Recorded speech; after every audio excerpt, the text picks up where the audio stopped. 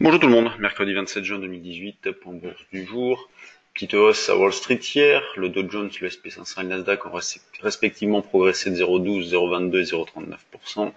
Ce matin, le Nikkei est terminé proche de l'équilibre et on notera la nette baisse à Shanghai qui a perdu 1,48%. Le CAC continue de tourner autour des 5300 points, donc le contrat futur échéance juillet est actuellement à 5289 points, vous le retrouvez ici. Donc hier, le marché a évolué entre les mêmes limites pendant la journée, à savoir 5275,80 zone basse, 5310,15 zone haute. Donc pas de scoop, on continue à travailler principalement à la vente, en vendant le plus proche possible de 5310,15, donc niveau que l'on proposait déjà hier et qui a parfaitement fonctionné. Donc des ventes peuvent être réalisées sur 5308,5, 5313,5 par exemple, dans l'idée de continuer de jouer un biais baissier. Après, on est toujours surpris qu'il n'y ait pas de relais à l'approche de la zone des 5270-80. Vous voyez, par exemple, hier, on pouvait se poser la question à ce moment-là s'il allait y avoir un relais, dans la mesure où, on approchait de la fin de séance avec un petit peu de pression sur certains, une PO qui est majoritairement à l'achat, donc elle reste modeste pour l'instant, mais elle est majoritairement à l'achat, donc on aurait pu penser à quelques débouclements de position. Eh bien non, le marché a tenu, validant les mêmes niveaux que la veille, et on a même eu derrière un rebond qui a ramené le CAC donc à 5305,10, ce qui nous a permis de vendre un petit peu. Le DAX, quant à lui, donc a déclenché son signal de vente en début de semaine. On vend donc sur des rebonds.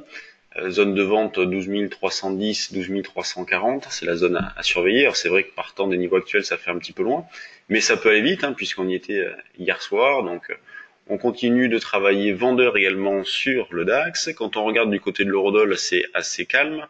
La résistance 1,1720 qu'on a travaillé nous dans la salle des marchés a bien fonctionné. On continue à vendre sur des rebonds également, 1,1675,80 comme zone proche de vente. On peut toujours aller chercher la zone des 1,1610, c'est l'objectif potentiel suivant. Donc si on vend par exemple vers 1,1675, on se rachèterait sur les plus bas de la veille. On continue à travailler principalement à la vente, donc vendeur sur le CAC, le DAX, l'eurodoll, mais on voit que c'est plutôt calme. Sur le CAC, on estime le potentiel de baisse à une soixantaine de points plus bas encore. Donc nous, dans notre objectif potentiel suivant de baisse, c'est la zone des 5225. Mais en même temps, on ne joue pas ce scénario-là d'une manière forte, éventuellement uniquement en synthétique, où là on peut se permettre d'insister un petit peu plus. Sinon, c'est vrai qu'en intraday, on va davantage accumuler des écarts. Quand on regarde du côté des valeurs, on a la plus forte hausse ce matin, c'est Technip qui prend 3%, le luxe est pas mal, notamment Kering qui prend 2 et quelques, plus forte baisse Carrefour. On a Accor qui aurait approché des investisseurs européens dans le but de rentrer au capital d'Air France, donc on surveillera les deux valeurs. Sanofi qui se comporte plutôt bien et en léger repli ce matin, mais elle surperforme nettement le marché. Donc depuis le déclenchement du signal d'achat, on en avait parlé en temps réel à ce moment-là, depuis le franchissement des 64,20, donc signal d'achat déclenché, Sanofi se comporte bien au vu de ce qui se passe sur le marché. On a Total qui surperforme aussi ce matin. Alors Total, vous voyez, on en avait parlé il y a quelques temps déjà, où j'avais mis une alerte dans cette zone-là pour en acheter un petit peu en double appui. Bon, pour l'instant, ce n'est pas le cas. Elle ne veut pas retracer davantage, mais je suis toujours à l'affût. Quand on regarde du côté des mid et small cap, on a Imeris, il y a un gap à l'os ce matin. On a Prologue qui bouge aussi, Eurofin, Satis, Voltalia, Valourec. Nous, sur les valeurs que l'on suit au niveau du trade du jour, on a Arcos qui prend 2%. Katana qui est une valeur qu'on avait pas mal travaillé, qu'on avait notamment sorti dans la zone des 3,55, donc là, il n'y a pas grand-chose à faire sur les niveaux de prix actuels. Donc on voit une majorité de baisse, quand on regarde le screener, notamment un 8e, une majorité de baisse.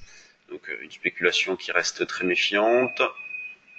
C'est normal au vu du contexte, donc les initiatives restent modestes sur les grosses valeurs au sein du CAC et ainsi que sur les mid et small.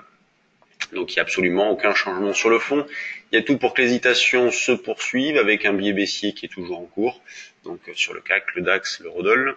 Pour ceux qui ont de l'intérêt concernant notre service, le trade du jour, sachez que jeudi, donc jeudi 28 juin de 19h à 20h, vous aurez une présentation, donc notre live mensuel. C'est la 4 ou 5e édition. Donc on vous apprend voilà les règles de base, comprendre la philosophie de ce service, déterminer correctement la taille des positions, ainsi que des pistes pour améliorer la gestion de vos interventions. Et on reviendra sur les propositions récentes, donc que ce soit aussi bien sur le CAC, le DAX, l'Eurodoll, ainsi que sur les actions. C'est gratuit. Vous pouvez vous inscrire par mail. Vous envoyez un petit mail à l'adresse info@percevalfinance.com. Vous êtes les bienvenus. Sur ce, bonne séance à tous et à demain pour un nouveau point bourse.